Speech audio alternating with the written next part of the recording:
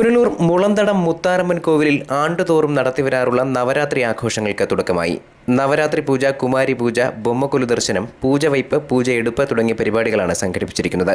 വിജയദശമി നാളിൽ എഴുത്തിനിരുത്തും ഉണ്ടായിരിക്കും. ദുഷ്ടശക്തികൾക്കെതിരെ ശക്തി ആർജിച്ച് മനസ്സിനും ശരീരത്തിനും ഉണർവേകുന്ന ആത്മസംസ്കരണത്തിന്റെ ദിനങ്ങളാണ് നവരാത്രി. ദുർഗാദേവിയുടെ വിജയാഘോഷങ്ങളായാണ് നവരാത്രിയെ കണക്കാക്കുന്നത്. നവരാത്രി ആഘോഷങ്ങളിൽ ദിവസേന അരങ്ങേറുന്ന കലാപരിപാടികൾ, പൂജ, നിവേദ്യ സമർപ്പണം, സുമംഗലികളായ സ്ത്രീകൾക്ക് താമ്പൂല വിതരണം തുടങ്ങിയവ ആഘോഷ പരിപാടികളുടെ പ്രത്യേകതയാണ്. ഇവയിൽ ഏറ്റവും വ്യത്യസ്തം ബൊമ്മക്കൊലുവാണ്. വിവിധ സംസ്ഥാനങ്ങളിൽ നിന്ന് ശേഖരിക്കുന്ന പലതരം ബൊമ്മകൾ പ്രത്യേക തരത്തിൽ അണിനിരത്തി ഒരുക്കുന്നതാണ് ബൊമ്മക്കൊലു.